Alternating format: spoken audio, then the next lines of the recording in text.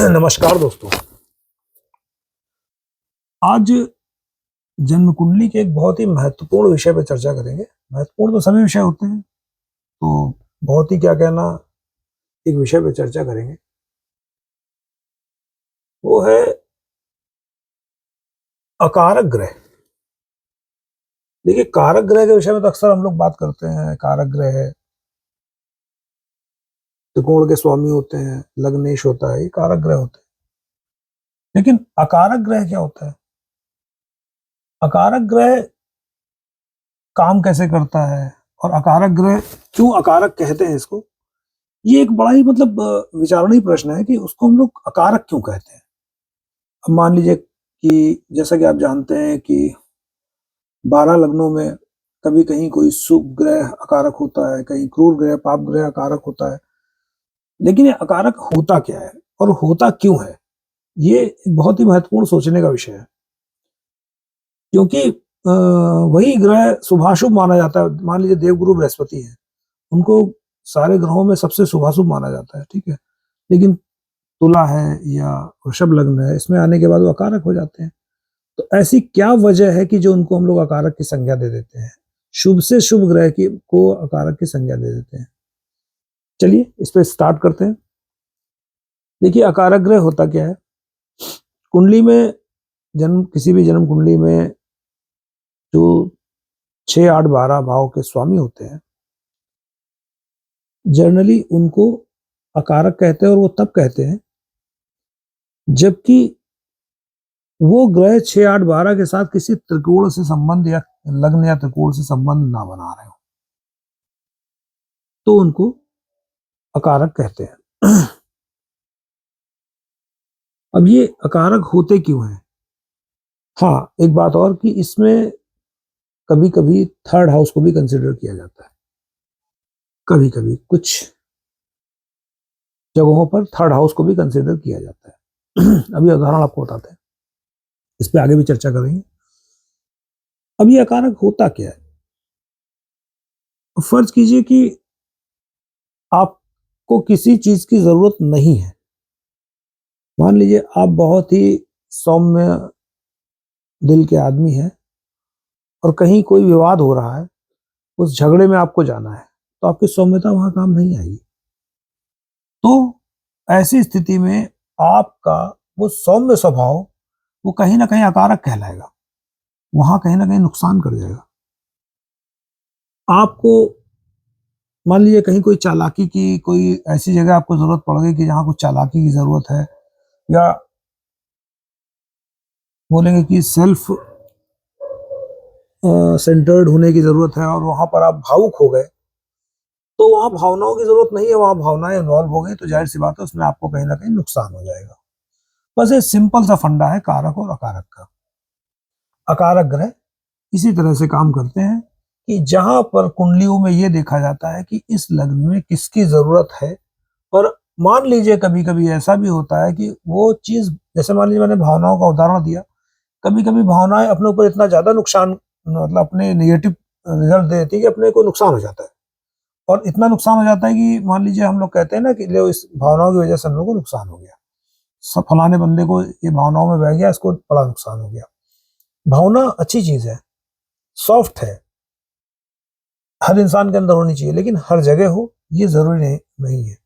तो ये इंपॉर्टेंट चीजें हैं। आप जब इसको देखेंगे तो आप समझ पाएंगे कि अकारक ग्रह कैसे काम करते हैं। चलिए शुरू करते हैं। अब जैसे मान लीजिए अकारक ग्रह है, मान लीजिए मेष लग्न है। मेष लग्न है तो मेष और वृश्चिक लग्न, ये दोनों मंगल से रूल्ड लग्न है। अब इनमें अकारक ऑलमोस्ट बुध को माना जाता है। क्यों? क्योंकि देखिए, छठे भाव का स्वामी बुध है, ठीक है, और उसी तरह थर्ड हाउस का स्वामी बुध है। ये दोनों उपचय भाव हैं।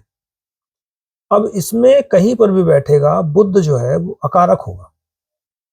जितना ज्यादा पावरफुल होके बैठेगा कारक ग्रह, उतना ही ज्यादा आपको नुकसान है। नुकसान कैसे है?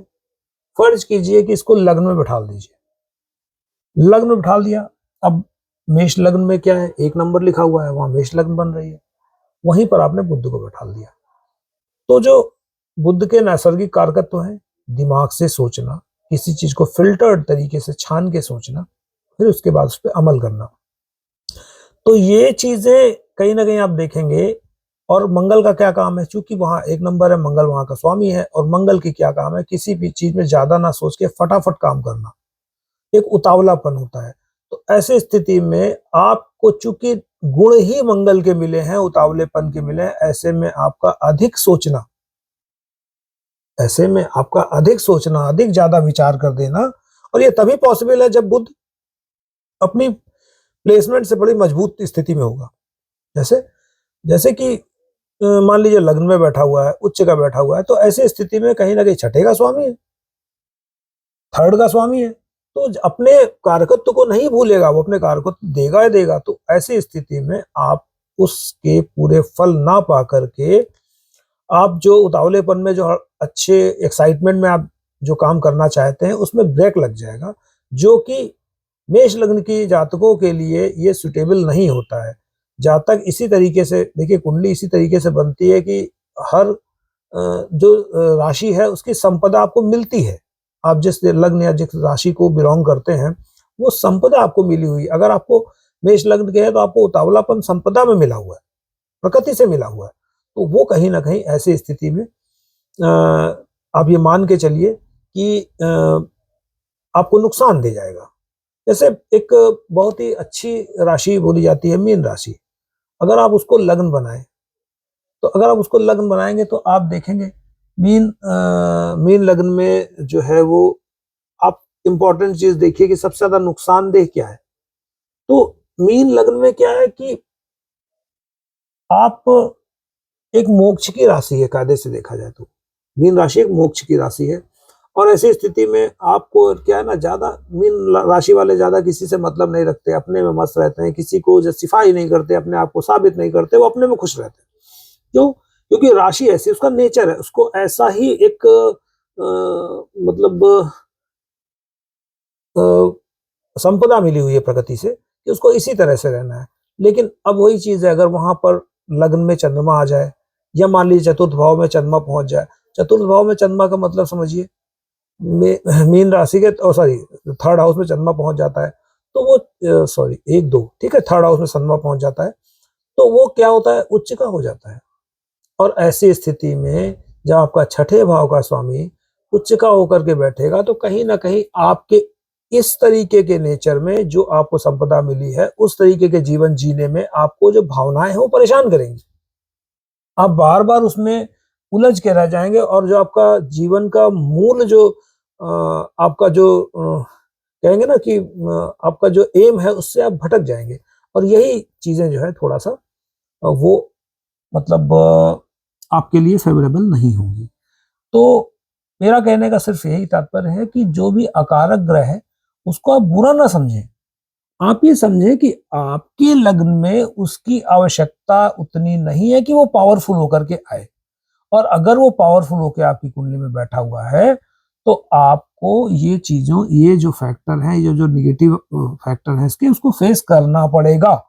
इसके लिए आपको कहीं ना कहीं माइंडसेट बनाना पड़ेगा कि हमको उससे जुड़ी चीजों पे ज्यादा ध्यान नहीं देना है।